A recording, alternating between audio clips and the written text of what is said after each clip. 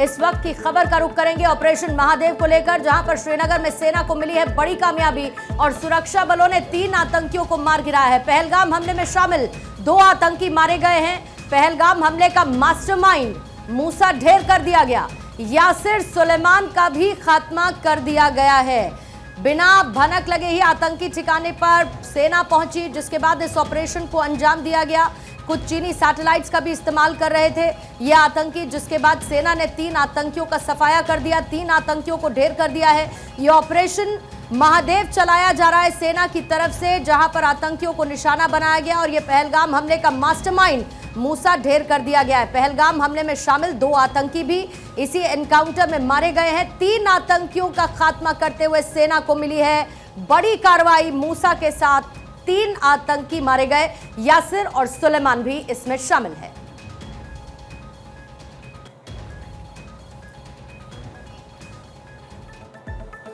जम्मू कश्मीर में ऑपरेशन महादेव सफल रहा और जिसमें 3 आतंकवादियों को ढेर कर दिया गया। शाम 5 बजे इसको लेकर विस्तृत जानकारी सेना देगी। प्रेस कॉन्फ्रेंस किया जाएगा और विस्तार से इस बात की जानकारी दी जाएगी, क्योंकि दावा किया जा रहा है कि जिन आतंकवादियों ने पहलगाम हमला किया था उनको ढेर करने में सेना को बड़ी कामयाबी हाथ लगी है।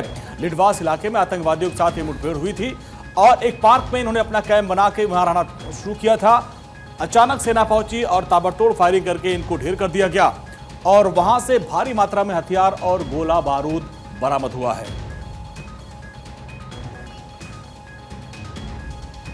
और आइए सीधा इस वक्त श्रीनगर चलते हैं। वकार मंजूर और ज्यादा जानकारी के साथ इस वक्त जुड़ चुके हैं। वकार, जरा पूरी डिटेल्स दीजिए, किस तरीके से ऑपरेशन महादेव को अंजाम दिया गया। एक तरफ जहां पर आज सदन में ऑपरेशन सिंदूर पर चर्चा हो रही है, तो दूसरी तरफ पहलगाम आतंकी हमले में जो शामिल आतंकी थे उनके ढेर होने की खबर मिल रही है।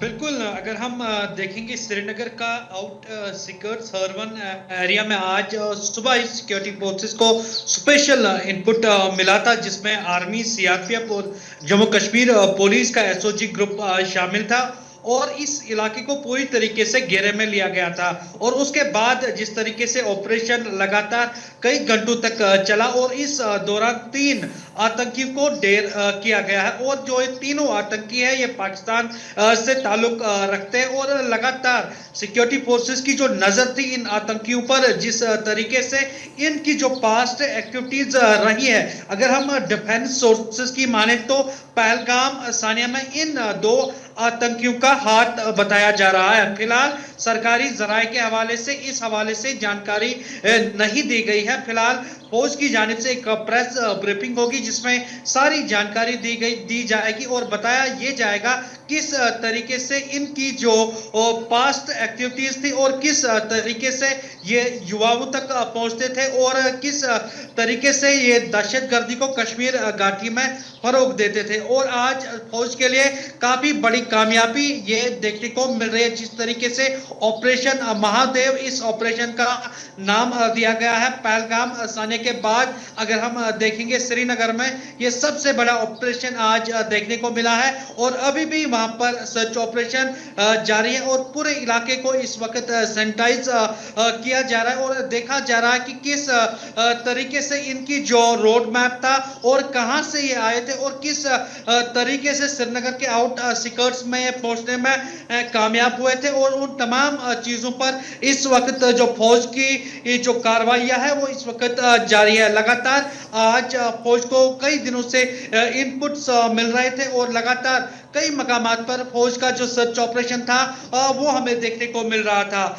जिस तरीके से आज सुबह ही हरवन के इलाके में इस तरीके का ऑपरेशन देखने को मिला, काफी बड़ी कामयाबी फौज के लिए हो सकती है। जिस तरीके से डिफेंस सोर्सेज का मानना है कि इन आतंकियों का जो ताल्लुक है वो पाकिस्तान से है और ये आतंकी जो है वो पहलगाम सानिया में इनका हाथ था। और अगर इस तरीके की जो एक्टिविटीज इनकी एरियाज में हो रहे थे वकार, लेकिन क्या टिप किया गया और कौन से वो एरियाज हैं और वकार जिससे कॉर्डन ऑफ किया गया है?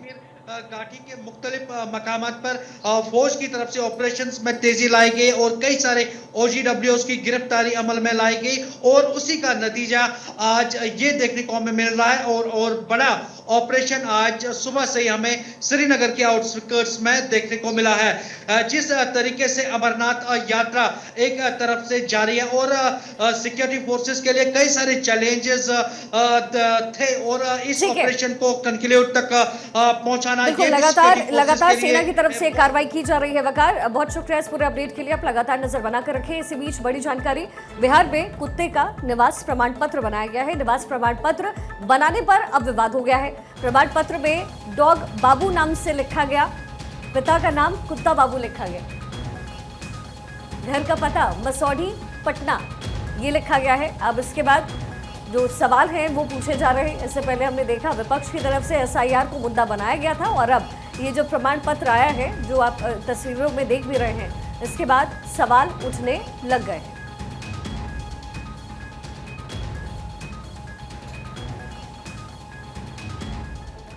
और इस पर पटना प्रशासन का बड़ा स्टेटमेंट, निवास प्रमाण पत्र रद्द कर दिया गया है। कुत्ते का प्रमाण पत्र वायरल हो गया है। ये विवादित प्रमाण पत्र जारी किया गया, इसको लेकर अब पटना प्रशासन की तरफ से जानकारी दी गई है कि इसको रद्द किया गया है। पूरी डिटेल इसमें शामिल की गई। कहा गया डॉग बाबू नाम से प्रमाण पत्र बनाया गया, मामला सामने आया और मामले में संज्ञान लिया गया, इसको रद्द कर दिया गया है। साथ ही आवेदक, कंप्यूटर ऑपरेटर, प्रमाण पत्र से जुड़े हुए जो कर्मचारी हैं विभाग के, उनके खिलाफ एक्शन की बात भी यहां कही गई है। सोशल मीडिया पर लगातार ये सुर्खियों में बना हुआ था मामला। संसद जहां पर आज का मॉनसून सत्र पहलगाम आतंकी हमले और ऑपरेशन सिंदूर को लेकर गहमा गहमी के साथ शुरू हुआ। सत्तारूढ़ गठबंधन और विपक्ष के बीच तीखी बहस छिड़ी। 22 अप्रैल को जम्मू कश्मीर के पहलगाम में हुए आतंकी हमले जिसमें 26 निर्दोष लोगों की जान गई, उसके जवाब में भारत ने ऑपरेशन सिंदूर लॉन्च किया। यह सैन्य कार्रवाई आतंकी ठिकानों को नष्ट करने के लिए की गई, जिसे सरकार ने सफल बताया है। लोकसभा और राज्यसभा में इस मुद्दे पर 16 घंटे की चर्चा तय की गई है, जो कि राष्ट्रीय सुरक्षा और विदेश नीति पर केंद्रित है। लेकिन आज भी सदन काफी हंगामेदार पहले दिन लोकसभा में इस चर्चा की शुरुआत के साथ नजर आया। चर्चा की शुरुआत रक्षा मंत्री राजनाथ सिंह ने की और उन्होंने कहा कि ऑपरेशन सिंदूर भारत की आतंकवाद के खिलाफ जीरो टॉलरेंस नीति का प्रतीक है। उन्होंने दावा किया कि भारतीय सेना ने POK और पाकिस्तान में आतंकी ठिकानों को नष्ट कर दिया और जिससे पाकिस्तान को भारी नुकसान हुआ। राजनाथ सिंह ने जोर देकर कहा कि ऑपरेशन जारी रहेगा और जरूरत पड़ने पर भविष्य में भी पाकिस्तान पर स्ट्राइक की जाएगी और पाकिस्तान की आतंकवाद प्रायोजित नीति की निंदा करते हुए उन्होंने कहा कि सभ्यता के खिलाफ युद्ध ये है। भारत की सैन्य ताकत पर हमें गर्व है। वहीं विपक्ष ने सरकार पर तीखे सवाल दागे। कांग्रेस नेता गौरव गोगोई ने पूछा कि पहलगाम जैसे संवेदनशील क्षेत्र में आतंकी कैसे घुसपैठ कर पाए, जबकि गृह मंत्रालय ने पहले ही सुरक्षा समीक्षा की थी। उन्होंने ऑपरेशन सिंदूर के दौरान भारतीय वायुसेना के नुकसान पर भी सवाल उठाया, खासकर अमेरिकी राष्ट्रपति डोनाल्ड ट्रंप के उस दावे के संदर्भ में जिसमें कहा गया कि भारत पाकिस्तान संघर्ष में भारत के 5 जेट मार गिराए गए। गोगोई ने सरकार से NIA जांच का ब्यौरा और ऑपरेशन की पारदर्शिता की मांग की है।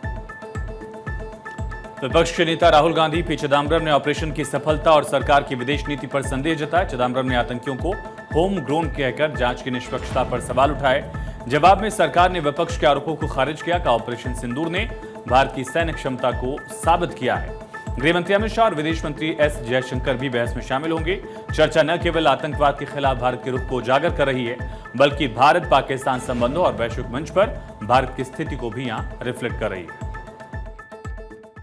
अध्यक्ष महोदय, ऑपरेशन सिंदूर के माध्यम से जो हमने किया और उससे पहले सर्जिकल स्ट्राइक और एयर स्ट्राइक के जरिए जो संदेश दिया गया वो बहुत पहले ही हो जाना चाहिए, लेकिन जो होता है समय पर ही होता है। अध्यक्ष महोदय, हमारी सरकार ने आतंकवाद के खिलाफ हमारी जीरो टॉलरेंस की नीति को दुनिया के हर मंच पर पूरी तरह से स्पष्ट कर दिया है और हम उस पर कोई समझौता किसी भी सूरत में नहीं करने वाले। अभी कुछ सप्ताह पहले मुझे संघाई कोऑपरेशन ऑर्गेनाइजेशन की डिफेंस मिनिस्टर्स मीटिंग में जाने का अवसर मिला था। वहां जो डिक्लेरेशन तैयार किया जा रहा था उसमें आतंकवाद पर भारत का स्टैंड डाइल्यूट हो रहा था। हमने साफ कह दिया कि जब तक आतंकवाद के मुद्दे पर भारत का स्टैंड रखा नहीं जाएगा, हम किसी ज्वाइंट स्टेटमेंट पर साइन नहीं करेंगे और इसकी वजह से वहां कोई ज्वाइंट स्टेटमेंट नहीं आया। अध्यक्ष महोदय, इसका परिणाम क्या? अब देखिए, हमारे प्रधानमंत्री जी ब्रिक्स की बैठक में ब्राजील गए, करिश्मा किया है हमारे प्रधानमंत्री। तो चीन की मौजूदगी में जो ज्वाइंट डिक्लेरेशन आया, उसमें जम्मू और कश्मीर में हुए आतंकी हमले को कंडेम भी किया गया। यह प्रधानमंत्री ने करिश्मा करके दिखाया। यानी भारत की बात अंततः मानी गई और यह ब्रिक्स सम्मेलन के इतिहास में पहली बार हुआ जब जम्मू एवं कश्मीर में हुए किसी आतंकी घटना को खुलकर कंडेम किया गया। संसद के मॉनसून सत्र के दौरान विपक्षी गठबंधन ने बिहार में मतदाता सूची के एसआईआर को लेकर भी संसद भवन परिसर में प्रदर्शन किया। विपक्षी सांसदों ने संसद के मकर द्वार पर इकट्ठा होकर एसआईआर वापस लो और तानाशाही नहीं चलेगी के नारे लगाए। इस प्रदर्शन में कांग्रेस नेता राहुल गांधी, प्रियंका गांधी, मल्लिकार्जुन खड़गे, समाजवादी पार्टी के अखिलेश यादव, तृणमूल कांग्रेस, टीएमसी, राष्ट्रीय जनता दल और बाकी दल के सांसद शामिल हुए। विपक्ष का आरोप यह है कि इसी एसआईआर के जरिए दलित, आदिवासी और अल्पसंख्यक समुदायों के मतदाताओं को सूची से हटाया जा रहा है, जो कि लोकतंत्र के लिए खतरा है। प्रदर्शन के दौरान विपक्षी सांसदों ने प्रतीकात्मक रूप से एसआईआर से संबंधित पोस्टर फाड़कर कूड़ेदान में डाल दिया, बैनर प्रदर्शित किया और जिन पर एसआईआर लोकतंत्र पर वार लिखा हुआ था। कांग्रेस के अध्यक्ष मल्लिकार्जुन खड़गे ने आरोप लगाया कि सरकार इस प्रक्रिया के जरिए गरीबों को और हाशिए में रहने वाले समुदायों को उनके मताधिकार के अधिकार से वंचित करना चाहती है। विपक्ष ने नियम 267 के तहत नोटिस और स्थगन प्रस्ताव देकर संसद में इस मुद्दे पर तत्काल चर्चा की मांग की, लेकिन लोकसभा अध्यक्ष ओम बिरला और राज्यसभा में उपसभापति ने इसे खारिज कर दिया और इसके चलते दोनों सदनों की कार्यवाही बार बार स्थगित हुई। विपक्षी नेताओं ने दावा किया है कि बिहार में एसआईआर की आड़ में मतदाता सूची में हेराफेरी हो रही है और इसका असली मकसद आगामी विधानसभा चुनाव में विपक्ष को कमजोर करना है। कांग्रेस सांसद गौरव गोगोई और मणिकम टैगोर ने कहा है कि ये प्रक्रिया अन्य राज्यों जैसे पश्चिम बंगाल और तमिलनाडु में भी लागू हो सकती है, जिससे लोकतांत्रिक अधिकारों का हनन होगा। तृणमूल कांग्रेस की सुष्मिता देव ने भी प्रक्रिया की पारदर्शिता पर सवाल उठाए। विपक्ष ने सरकार और चुनाव आयोग पर संविधान के खिलाफ काम करने का आरोप लगाया, जबकि चुनाव आयोग ने इसे स्वच्छ मतदाता सूची सुनिश्चित करने का अभियान बताया है। सरकार और सत्तारूढ़ दल ने विपक्ष के प्रदर्शन को गैर जरूरी बताया। केंद्रीय संसदीय कार्य मंत्री किरेन रिजिजू ने कहा कि एसआईआर का उद्देश्य अवैध और डुप्लीकेट मतदाताओं को हटाना है। प्रक्रिया पूरी तरह पारदर्शी है। उन्होंने विपक्ष से संसद की गरिमा बनाए रखने और रचनात्मक चर्चा में भाग लेने की अपील की। दूसरी तरफ विपक्ष ने घोषणा की कि वो इस मुद्दे पर काले कपड़े पहनकर संसद से विजय चौक तक मार्च निकालेगा ताकि सरकार पर दबाव बने। ये प्रदर्शन और हंगामा मानसून सत्र के छठे दिन भी जारी रहा। संसद की कार्यवाही प्रभावित भी हुई।